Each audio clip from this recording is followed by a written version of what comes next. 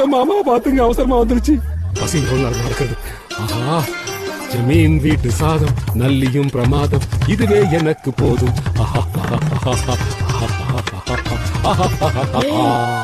அடியாத்தி காஞ்சி மிளகா மூஞ்சி பாத்துட்டாலே.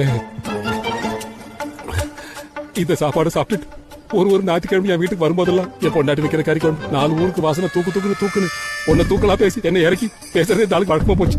வெறும் வயிற்றுல பொண்ணன் பையன் அந்த பாவம் சாபெல்லாம் உனக்குதான். அதான் ஒரு வயசு ஆட்டு போடலாமே. உண்மையாவா சொன்னாரு?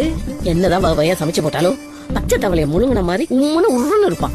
என்னைக்காவது மூஞ்ச பார்த்து சொல்லக்கூடாது. சொல்ற மாதிரியா இருக்கும் மூஞ்சி. நான் சாப்பிட்டுமாக்கா? சாப்பிடுமா, எல்லாத்தையும் நல்லா போட்டு சாப்பிடுடி, கூச்சப்படாம. மெதுவா சாப்பிடுறி, குத்திக்க போகுது. சாப்பாடு நல்லா இருக்கா? ஒரு கிளாஸ் தண்ணி மட்டும் கொடுத்துட்டு போய்.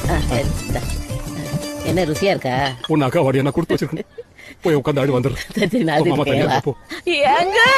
துண்ண விடுறாங்க பாரு, நல்லாதான் செஞ்சிருக்க.